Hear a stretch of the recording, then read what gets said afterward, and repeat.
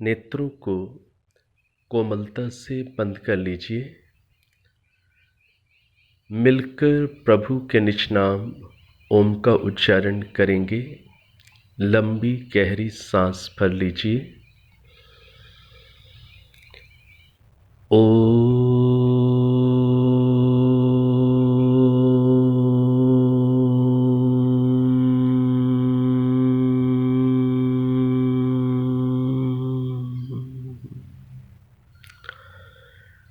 सहना भवतु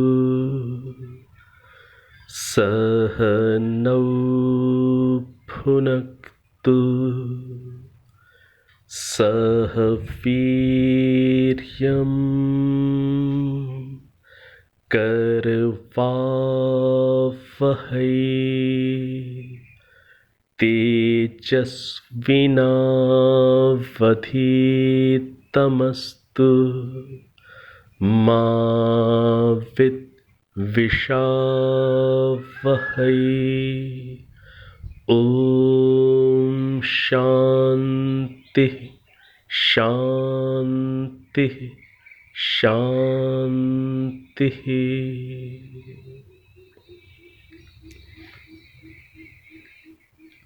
अब आप नेत्रों को खोल सकते हैं। पिछली कक्षा में हमने 5वें मंडल के कुछ मंत्रों के माध्यम से 5वें मंडल के 44वें सूक्त, 51वें सूक्त और 60वें सूक्त, इन 3 सूक्तों के एक एक मंत्र के माध्यम से हम लोगों ने आत्म जागरण का विषय अविद्या रूपी अंधकार, अविद्या रूपी निद्रा से बाहर आकर हम किस प्रकार से अंदर जागृत हों, जागृत अवस्था में आकर हम किस प्रकार से अपने आप को आगे लेकर के जाएं, ये 44वें सूक्त के एक मंत्र यो जागार तम ऋचा कामयन्ते, इस मंत्र के माध्यम से हम लोगों ने समझने का प्रयास किया। इसी के साथ साथ जो 51वां सूक्त, 51वें सूक्त का जो 15वां मंत्र हम लोगों ने समझा, स्वस्ति पंथा मनुचरेम सूर्य चंद्र, ये जो हमने मंत्र समझा, इस मंत्र के भाव को हृदयंगम करते हुए हमने इस बात को समझा कि हमारा आना जाना स्वस्ति कारक हो, सुख कारक हो, कल्याण कारक हो और हम सूर्य और चंद्र के समान सुख देने की राह पर हम अनुशासित होकर आगे बढ़ें, स्वयं के जीवन में भी सुख लेकर आएं और अन्यों के जीवन को भी सुखदायक बनाने का यथा सामर्थ्य, यथा अवसर हम यथाशक्ति प्रयत्न अवश्य करें। इसी प्रकार से जो 60वें सूक्त का 5वां मंत्र, उसकी प्रथम पंक्ति मात्र को हम लोगों ने समझने का प्रयास किया था, जिसके पद थे अज्येष्ठासो अकनिष्ठासो, कि हम ज्येष्ठपन व कनिष्ठपन अर्थात बड़ापन या छोटापन, इनसे हम ऊपर उठकर रहित होकर के बंधु भाव से अन्यों से मिलें और बंधुत्व के भाव में बंधकर हम परस्पर संगठन के भाव को अपने अंदर हम महसूस करें।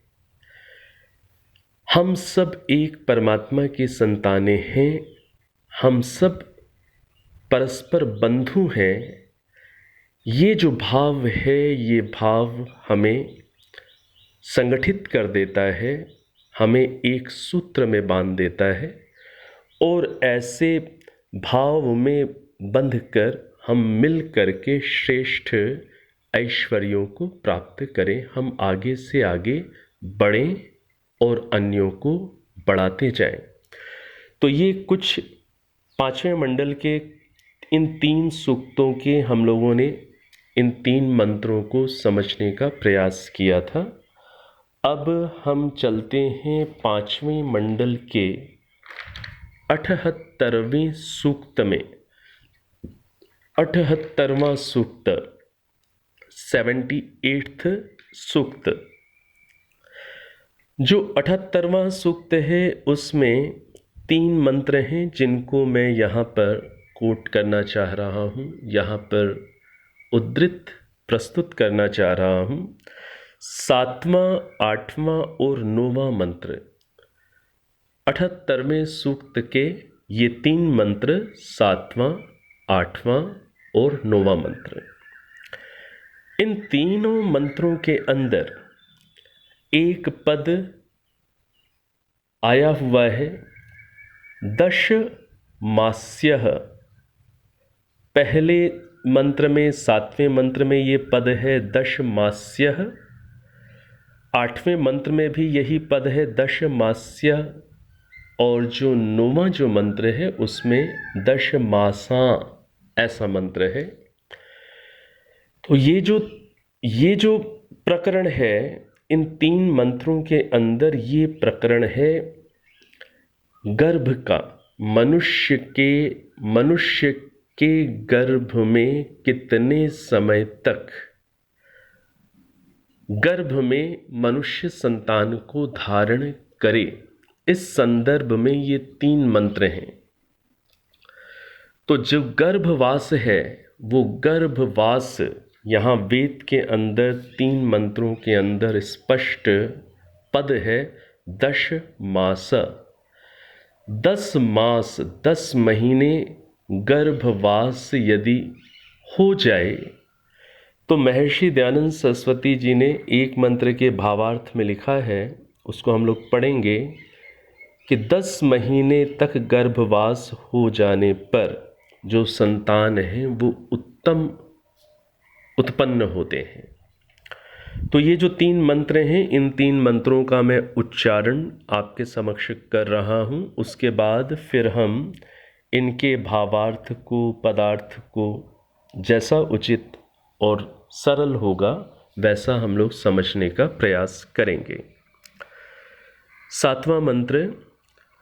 ओम यथा वातः पुष्करिणी समिंगयति सर्वतः एवाते गर्भ एजतु निरयतु दशमास्यः।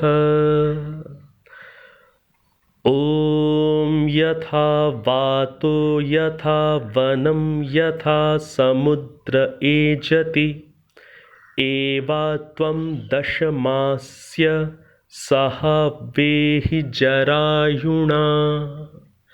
ओम दशमासांच शयानः कुमारो अधिमातरि निरयतु जीवो अक्षतो जीवो जीवन्त्या अधि। ये 3 मंत्र हैं और इन 3 मंत्रों में जैसे मैंने पहले संकेत किया ही है और अब आपने ये सुन भी लिए हैं, तो ये दश मास्य, ये जो पद आ रहा है ये विशेष है प्रमाण के रूप में। तो इन 3 मंत्रों के जो अर्थ भावार्थ हैं उनको अब आप श्रवण करें। जो 7वां मंत्र है, 7वें मंत्र के अंदर जो पदार्थ है वो इस प्रकार से है, हे मनुष्यों, जिस प्रकार से पवन छोटे तालाबों को सब ओर से उत्तम प्रकार हिलाता है, हे मनुष्यों, जिस प्रकार से पवन अर्थात वायु छोटे तालाबों को, छोटे तालाब पॉन्ड्स आपने देखे होंगे, जब वायु तीव्र चलती है तो वो छोटे जो पॉन्ड्स हैं, तालाब हैं, उनको सब ओर से उत्तम प्रकार से हिला देती है। वैसे ही आपका जो धारण किया हुआ, आपका जो धारण किया जाता वह गर्भ कंपित होवे, अर्थात उसमें जीवन बना रहे, और 10 महीनों में हुआ निकले ऐसा जानो, और 10 महीने होने पर फिर वो बाहर आए ऐसा जानो। ये 7वां मंत्र है। 8वें मंत्र का जो भावार्थ है वो पढ़ रहा हूँ। वही गर्भ और उसमें स्थित बालक उत्तम होता है। यहाँ उत्तम से तात्पर्य स्वस्थता पर ही हम अधिक केंद्रित होंगे। जो 10वें महीने में होता है उसकी शारीरिक स्वस्थता अधिक अच्छी होगी जो 10वें महीने में होगा। और जो आंतरिक जो उसकी उत्तमता है वो संस्कारों पर निर्भर करती है। हम सभी इस बात को समझते हैं कि जो आत्मा है वो जन्म जन्मांतर में सूक्ष्म शरीर के साथ उसे ले जाया जाता है। मृत्यु जब हो जाती है तो मृत्यु होने के बाद आत्मा सूक्ष्म शरीर सहित इस स्थूल शरीर से, जो स्थूल शरीर मृत्यु होने पर नष्ट हो गया, इस स्थूल शरीर से सूक्ष्म शरीर युक्त आत्मा को परमात्मा निकालकर फिर आत्मा के कर्मानुसार अगले जन्म में, अर्थात स्थूल शरीर में सूक्ष्म शरीर युक्त आत्मा को अगले स्थूल शरीर में प्रवेश करा देते हैं। ये अगले स्थूल शरीर में प्रविष्ट होना सूक्ष्म शरीर सहित, यही आत्मा का जन्म होना कहा जाता है। तो जो आंतरिक योग्यता है वो संस्कारों पर निर्भर करती है। तो यहाँ पर ये जो बात कही जा रही है कि उसमें स्थित बालक उत्तम होता है जो 10वें महीने में होता है, यहाँ पर उत्तमता से तात्पर्य मुख्य रूप से शारीरिक स्तर के स्वास्थ्य की उत्तमता को हमें ग्रहण करना चाहिए। कई बच्चे ऐसे भी मिलते हैं जिनका जन्म 7वें महीने में ही किन्हीं कारणों से हो गया, किन्हीं का 8वें में हो गया।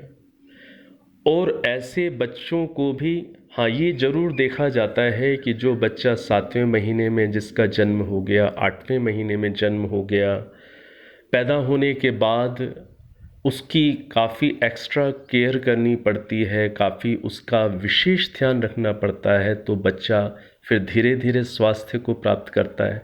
लेकिन अपेक्षा से एक बच्चा जो 10 महीने पूर्ण करके जो जिसका जन्म होगा, निश्चित रूप से शारीरिक स्तर पर उसका बल, उसका सामर्थ्य, शरीर की पुष्टि उसकी अधिक होगी।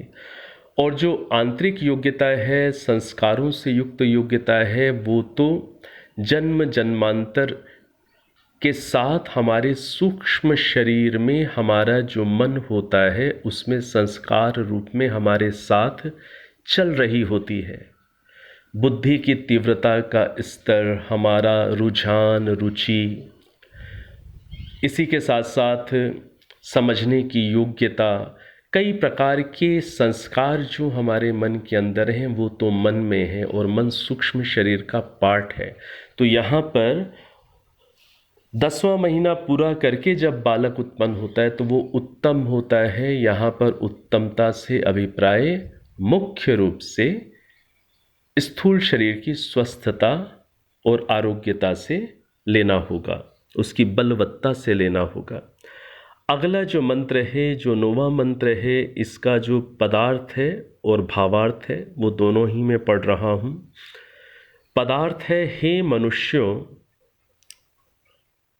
जो जीव अर्थात प्राण आदि को धारण करने वाला, अधि ऊपर माता में 10 मासम 10 महीनों तक शयन करता हुआ, 10 महीनों तक शयन करता हुआ माँ में अर्थात माँ के गर्भ में, अक्षतः घाव से रहित, कुमारः निरयतु जो बालक निरयतु निकले।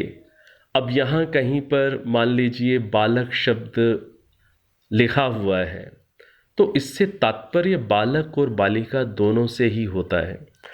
तो जो बालक या बालिका अक्षत घाव से रहित माँ के शरीर में 10 महीने तक शयन करने के बाद वो जब बाहर आता है तो वह जीने वाला होता है। और भावार्थ में लिखा है वही जो चीज़ मैं पहले कह रहा था, वे ही संतान उत्तम होते हैं जो 10 महीने पूर्ण हो, जब तक तब तक गर्भ में स्थित होकर प्रकट होते हैं। जो 10 महीने पूर्ण हो, जब तक तब तक उतने टाइम पीरियड तक गर्भ में स्थित होकर प्रकट होते हैं, तो वही संतान उत्तम होते हैं। तो यहाँ उत्तमता से तात्पर्य शारीरिक स्वास्थ्य, बलवत्ता, सौंदर्य, उसकी पुष्टि, उसकी दृढ़ता, इसी रूप में अधिक ग्रहण करना उचित है।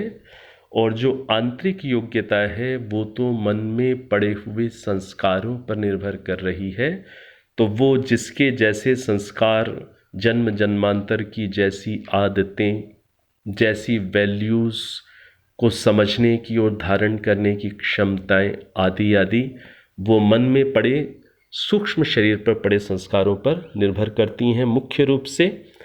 हाँ, स्वस्थ बलवान शरीर होने पर व्यक्ति बेहतर ढंग से अपने मन के अंदर अर्जित सुसंस्कारों का सदुपयोग कर सकता है, ये भी सत्य है। तो यहाँ पर इन 3 मंत्रों में ये बात स्पष्ट रूप से आई वेद के मंत्रों में कि 10 मास का गर्भवास होता है। और यहाँ पर 8वें वेद मंत्र में एक पद आया, आपने शायद उस समय ध्यान दिया होगा, एवा त्वं 10 मास्य सहा वेहि जरायुणा। जरायुणा, आपने एक शब्द सुना है जरायु। जरायु किसे कहते हैं? वो झिल्ली जिसमें गर्भस्थ शिशु अंदर लिपटा हुआ होता है। जब बच्चा पैदा होता है तो उसके ऊपर एक झिल्ली सी होती है। आपने मनुष्य के बच्चे में भी देखी होगी, और आपने जैसे गाय का बच्चा पैदा होता है उसको भी देखा होगा। तो वो जो झिल्ली में लिपटा हुआ बच्चा, जो झिल्ली में लिपटा हुआ होता है शिशु, उस झिल्ली को क्या बोलते हैं? जरायु। तो यहाँ वेद मंत्र के अंदर ये जरायुणा ये पद भी स्पष्ट रूप से आया हुआ है।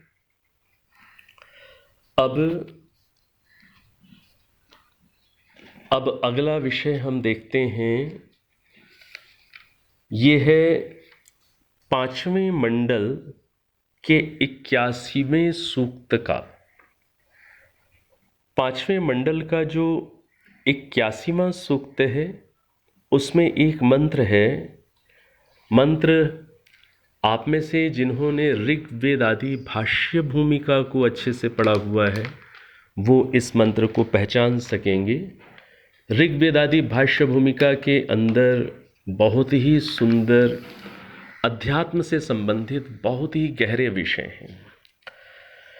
देखिए, महर्षि दयानंद सरस्वती जी को इतना तो समय नहीं मिल पाया कि वो वेदों का कार्य पूरा कर पाते, और फिर वेदों का कार्य पूरा करने के बाद फिर जो वेद से निचले स्तर के जो ग्रंथ हैं जिन्हें हम परतः प्रमाण कहते हैं, जैसे दर्शन, उपनिषद आदि, उन पर ऋषि फिर अपना भाष्य करते।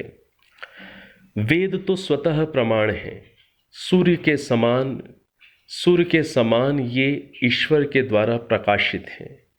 इसलिए इन्हें दूसरे किसी प्रमाण से प्रमाणित करने की आवश्यकता नहीं होती है, इसलिए वेद को कहते हैं स्वतः प्रमाण।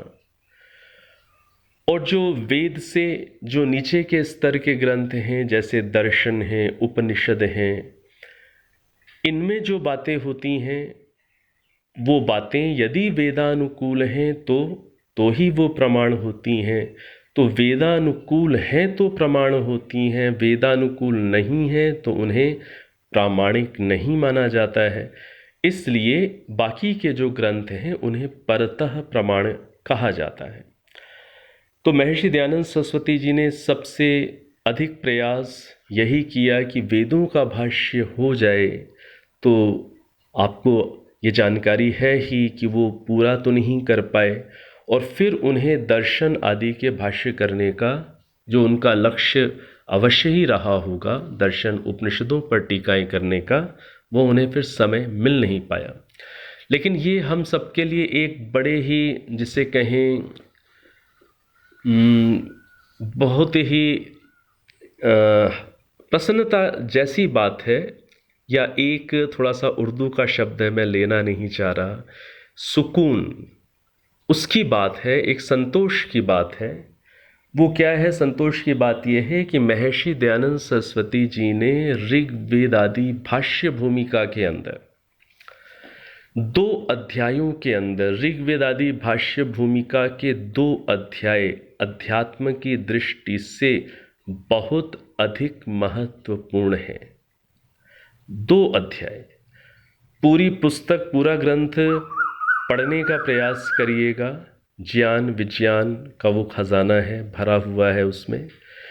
अध्यात्म की दृष्टि से 2 अध्याय अत्यंत विशेष हैं, और जितना अध्यात्म उन 2 अध्यायों में है वो मान लीजिए योग दर्शन है, योग सूत्र है वहाँ पर। वो 2 अध्याय कौन से हैं? ऋग्वेद आदि भाष्य भूमिका के एक अध्याय का नाम है उपासना विषय, और जो दूसरा अध्याय है उसका नाम है मुक्ति विषय। तो उपासना विषय और मुक्ति विषय, ये 2 अध्यायों के नाम हैं। और ये हमारे लिए बड़ी ही एक संतोष की बात है कि इन 2 अध्यायों में महर्षि दयानंद सरस्वती जी ने जो अध्यात्म का विषय है, योग का विषय है, वो जहाँ पर वेद मंत्रों के माध्यम से प्रस्तुत किया, वहीं पर योग दर्शन के सूत्रों के माध्यम से विस्तार से प्रस्तुत किया। ये जो 2 अध्याय हैं, इन 2 अध्यायों के अंदर इतने योग सूत्रों का समावेश महर्षि दयानंद सरस्वती जी ने किया है कि मान लीजिए ये एक प्रकार से महर्षि दयानंद सरस्वती जी की योग दर्शन की व्याख्या हो गई। योग सूत्रों पर उनका भाष्य हमें उपलब्ध हो गया। ऋग्वेद आदि भाष्य भूमिका के ये जो अध्याय हैं, उपासना विषय और मुक्ति विषय, इनको जब आप पढ़ेंगे, और हाँ, पढ़ना अच्छे से तब माना जाएगा जब आप संस्कृत भाग के साथ साथ हिंदी भाग, दोनों भाषाओं में जब आप ऋषि को पढ़ पाएँ, या कोई आपकी सहायता करके आपको संस्कृत वाला भाग भी समझने में आपकी सहायता कर दें। तो दोनों भाषाओं में जब आप महर्षि दयानंद सरस्वती जी के भाष्य भूमिका के इन अध्यायों में प्रस्तुत किए गए योग दर्शन के सूत्रों की व्याख्या पढ़ेंगे, तो आप संतोष का अनुभव करेंगे। आपको अनुभव होगा उस समय कि हाँ, जो जो योग दर्शन की, योग सूत्रों की जो मुख्य मुख्य बातें थीं, जो मुख्य मुख्य योग सूत्र हैं, उनका आपको ऋषि दयानंद जी का भाष्य इन 2 अध्यायों में उपलब्ध हो जाता है। तो वो एक संतोष सा लगता है कि हाँ, महर्षि दयानंद सरस्वती जी का योग दर्शन पर भी हमें एक प्रकार से संक्षिप्त भाष्य उपलब्ध हो गया ऋग्वेद आदि भाष्य भूमिका के इन 2 अध्यायों में। तो उनको आप जरूर वहाँ देखिएगा। तो ये जो 2 अध्याय हैं, उपासना विषय और मुक्ति विषय, इन 2 अध्यायों में महर्षि दयानंद सरस्वती जी ने योग का स्वरूप वेद मंत्रों के माध्यम से और योग दर्शन के योग सूत्रों के माध्यम से प्रस्तुत किया है। तो यहाँ पर ये जो मंत्र आया 81वां सूक्त, 5वें मंडल का जो 81वां सूक्त है और 81वें सूक्त का जो पहला मंत्र है, इस मंत्र की व्याख्या बहुत सुंदर महर्षि दयानंद सरस्वती जी ने ऋग्वेदादि भाष्य भूमिका के उपासना विषय में दी हुई है। अब मैं थोड़ा सा काम आपके ऊपर भी छोड़ूंगा। मैं आपको कह रहा हूं कि ये जो मंत्र आया है, मंत्र हो सकता है आपने सुना हो और स्वाध्यायशील आप में से जो महानुभाव हैं उन्होंने अवश्य ऋग्वेदादि भाष्य भूमिका में पढ़ा भी होगा। मंत्र इस रूप में है, युञ्जते मन उत युञ्जते धियो विप्रा विप्रस्य बृहतो विपश्चितः विहोत्रा दधे वयुना विदेक इन्महि देवस्य सवितुः परिष्टुतिः। तो ये मंत्र है, ओम युञ्जते मन उत युञ्जते धियो विप्रा विप्रस्य बृहतो विपश्चितः विहोत्रा दधे वयुना विदेक इन्महि देवस्य सवितुः परिष्टुतिः। ये उपासना विषय में महर्षि दयानंद सरस्वती जी ने इस वेद मंत्र को प्रस्तुत करते हुए वेद के माध्यम से वहाँ योग के स्वरूप को समझाया है, और भी वहाँ पर वेद के मंत्र लिए हैं योग के स्वरूप को समझाने के लिए। तो इस मंत्र का वहाँ पर बड़ा गहरा अर्थ दिया हुआ है। अब ये आप भी साथ साथ थोड़ा सा प्रयास करिएगा, ऋग्वेदादि भाष्य भूमिका का उपासना विषय खोलिएगा, इस मंत्र को वहाँ पर देखिएगा, इसके अर्थ को वहाँ हृदयंगम करने का प्रयास करिएगा। हाँ, ये इसका अर्थ, इस मंत्र का अर्थ भी साधना के दृष्टि से विशेष उपयोगी है। और योग है क्या, वेद के मंत्र के माध्यम से हम इस योग को समझते हैं। तो महर्षि दयानंद सरस्वती जी ने योग क्या है ये मंत्र भी प्रस्तुत किया है, और वेद के 2-3 मंत्र और प्रस्तुत करके उन्होंने योग को समझाया है कि वेद हमें योग का क्या स्वरूप समझाते हैं। तो ये आप वहाँ पर अवश्य देख लीजिएगा, और मैं आशा करता हूँ कि आप ये प्रयास जरूर करेंगे। ऐसा नहीं होगा कि आप केवल यही सोचें कि यदि यहीं पर करा देते तो बहुत अच्छा था। बहुत कुछ बातों को हम लोग यहाँ कर रहे हैं, समझ रहे हैं, और समझते हुए अब इसे आप छोटा सा अपने लिए एक गृह कार्य समझ लीजिए, होमवर्क समझ लीजिए, और ये थोड़ा सा आप ऋग्वेदादि भाष्य भूमिका के उपासना विषय को देखिए, उपासना विषय को पढ़िए, आपको बहुत अच्छा लगेगा। और उपासना विषय संपूर्ण करने के बाद फिर मुक्ति विषय को पढ़िए, तो आपको वहाँ पर वेद के मंत्रों के माध्यम से योग का स्वरूप स्पष्ट होगा, और उसके साथ साथ योग सूत्रों पर महर्षि दयानंद जी का भाष्य उपलब्ध हो जाएगा। तो मैं ये चाह रहा हूँ कि आप पुस्तक को स्वयं उठाकर फिर उपासना विषय, मुक्ति विषय को वहाँ से देखें और इस मंत्र को वहाँ समझें। इसलिए मैं बड़े ही सद्भाव के साथ, प्रेम के भाव के साथ अब ये मंत्र, इसकी व्याख्या अभी मैं आप पर ही छोड़ रहा हूँ। अब अगला जो सूक्त है, अगला सूक्त है 82वां सूक्त, जो पांचवा मंडल है, पांचवें मंडल में कुल सूक्तों की संख्या 87 है, 87 है। अब जो 82वां जो सूक्त है, इस सूक्त के अंदर जो प्रथम मंत्र है, वो प्रथम मंत्र भी आपको कुछ लगेगा कि जैसे ये कुछ हमारा परिचित सा है, कुछ मिलता जुलता मंत्र है। मंत्र किस प्रकार से है, ध्यान से सुनिए। मंत्र को ध्यान से सुनिएगा। ओम तत्सवितुर्वृणीमहे।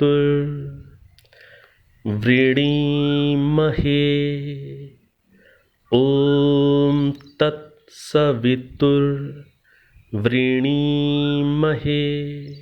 यहाँ पर वरेण्यम पद नहीं है, यहाँ पर क्या पद है, वृणीमहे।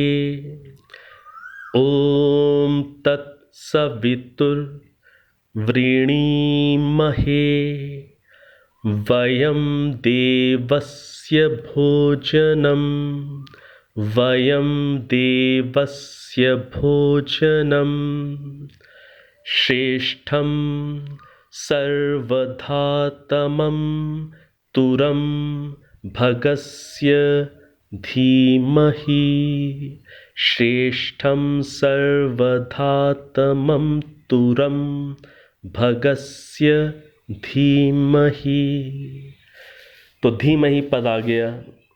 और जो गायत्री मंत्र है, गायत्री मंत्र के अंदर हम किसको धारण करते हैं, भर्गः, भर्गो देवस्य धीमहि। हम भर्गः स्वरूप को धारण करते हैं। और यहाँ पर किसको धारण किया जा रहा है, श्रेष्ठम सर्वधातमं तुरम। तुरम, यहाँ किसको धारण कर रहे हैं, तुरम को। तो तुरम भगस्य, जैसे वहाँ आया था भर्गो देवस्य, यहाँ पर क्या आया, तुरम भगस्य धीमहि। तो हम तुरम को धारण करते हैं और काफ़ी कुछ ये गायत्री मंत्र से मिलता जुलता सा है। तो इसका जो अर्थ है, अब ये तो आपको केवल वेद भाष्य में ही मिलेगा, ये महर्षि दयानंद सरस्वती जी के अन्य ग्रंथों में नहीं है। और हो सकता है आप में से कईयों के पास वेद भाष्य उपलब्ध ना हो, तो इसका अर्थ मैं आपको पढ़ करके सुनाता हूँ जैसा महर्षि दयानंद सरस्वती जी ने लिखा हुआ है। तो इस मंत्र का अर्थ जैसा महर्षि दयानंद सरस्वती जी ने वेद भाष्य में किया है, उसको हम अब यहाँ पर देखते हैं। मंत्र का जो अर्थ है, मंत्र का अर्थ, उसका जो पदार्थ है, वो मैं आपके सामने पढ़ूंगा, आप उसे ध्यान से सुनिएगा, आप समझ लेंगे। पदार्थ क्या है, हे मनुष्यों, वयम, हम लोग, भगस्य, संपूर्ण ऐश्वर्य से युक्त, सवितुः, अंतर्यामी, देवस्य, संपूर्ण के प्रकाशक, जगदीश्वर का जो श्रेष्ठम, अतिशय उत्तम, और भोजनम, पालन व भोजन करने योग्य अर्थात ग्रहण करने योग्य, सर्वधातमम, सबको अत्यंत धारण करने वाले, तुरम, ये तुरम शब्द को अच्छे से समझें, पद को। तुरम, तुरम का अर्थ क्या है, अविद्या आदि दोषों के नाश करने वाले सामर्थ्य का, किसके, परमात्मा के, तुरम सामर्थ्य का। तुरम सामर्थ्य से, तुरम से क्या अभिप्राय है, अविद्या आदि दोषों के नाश करने वाले सामर्थ्य का। और वो जो सामर्थ्य है अर्थात वो जो तुरम है, उसका विशेषण क्या है, श्रेष्ठम, वो बहुत उत्तम है, भोजनम, वो ग्रहण करने योग्य है।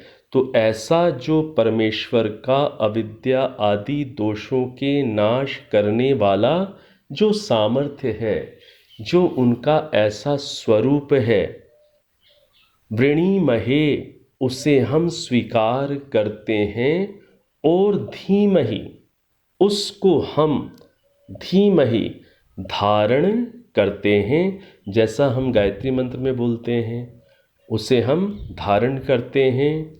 तत्, उसको तुम लोग भी स्वीकार करो।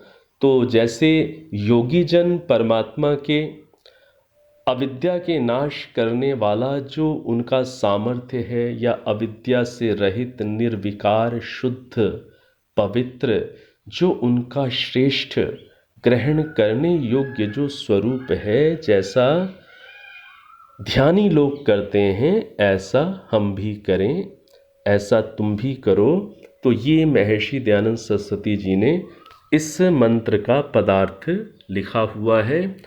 और इसका जो भावार्थ है, ये मनुष्याः सर्वोत्तम जगदीश्वरम उपास्य अन्यस्य उपासनम त्यजन्ति ते सर्वैश्वर्या भवन्ति। तो इसमें क्या कह रहे हैं, बिल्कुल सरल संस्कृत है।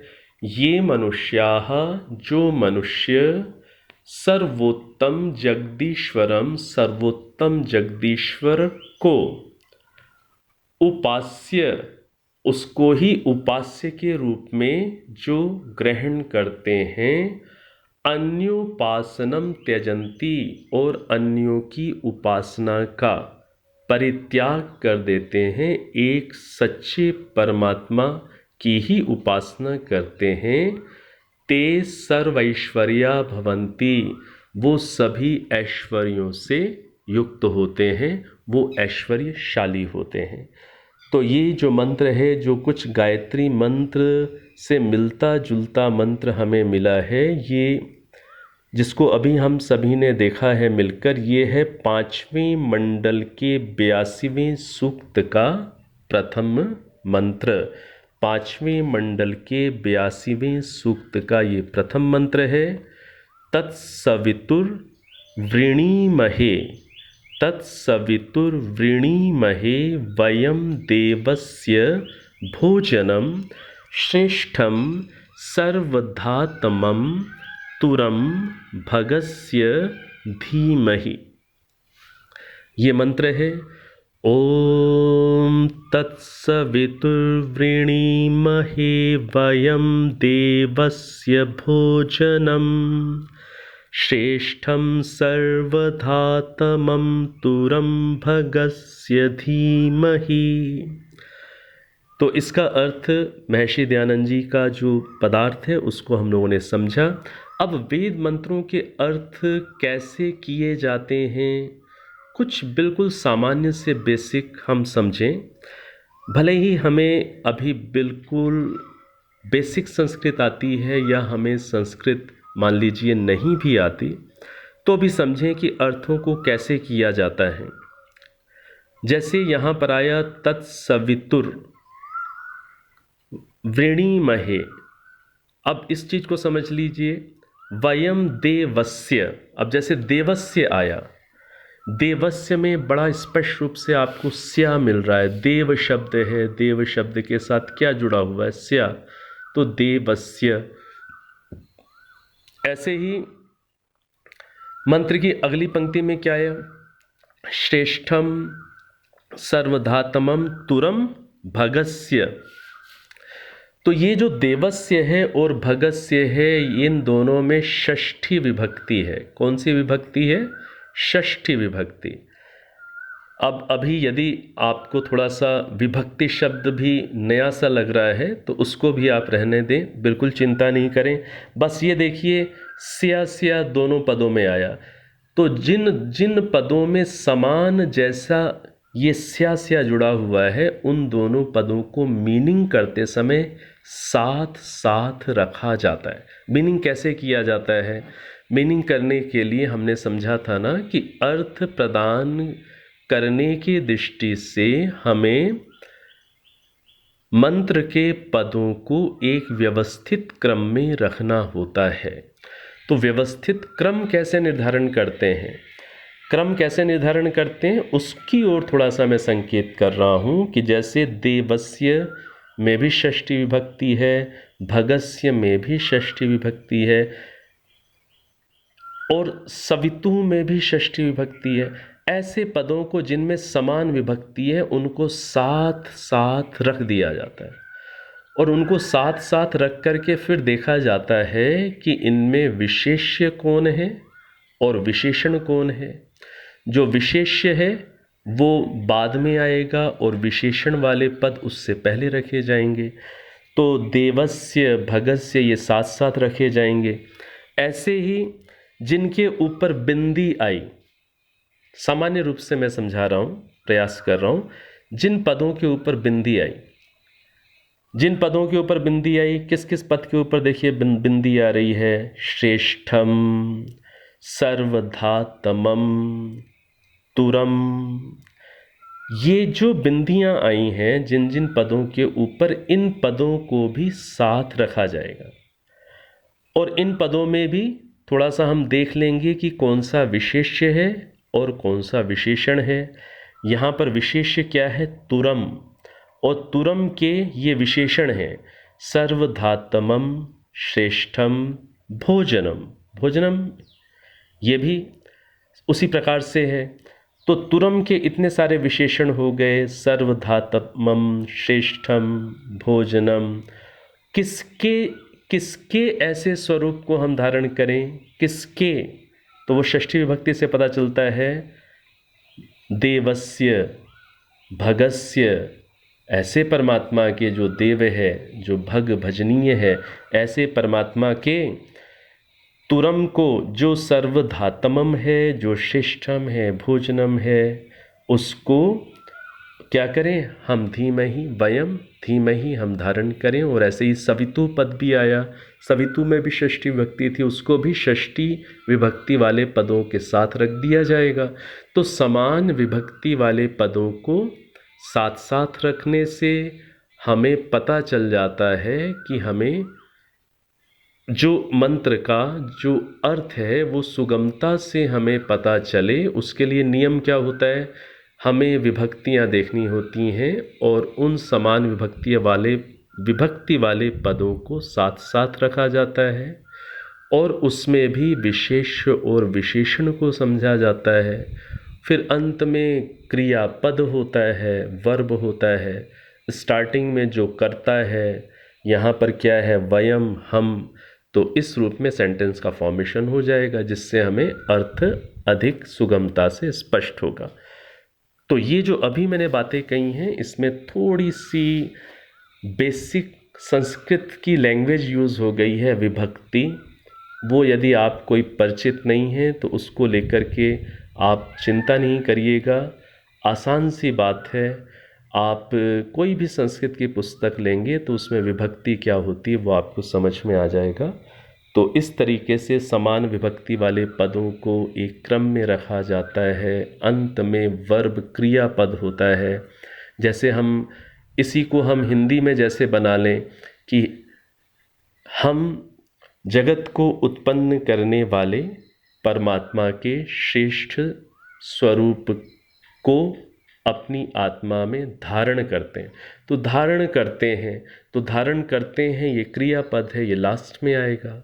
हिंदी के सेंटेंसेस में भी ऐसे ही होता है, हम जो करता है, जो करने वाला है वो सबसे पहले लिखा जाएगा और बाकी चीज़ें बीच में आएंगी। जैसे हिंदी में होता है लगभग उसी प्रकार से संस्कृत के अंदर भी सेंटेंस का फॉर्मेशन होता है।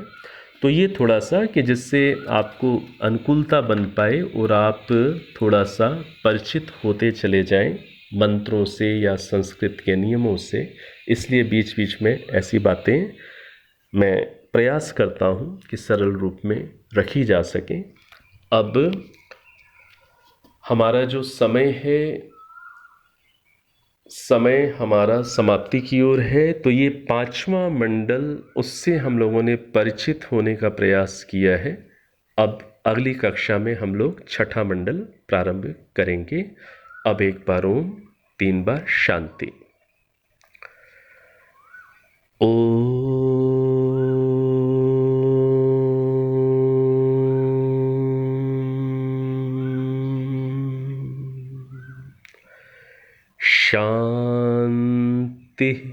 शांति शांति।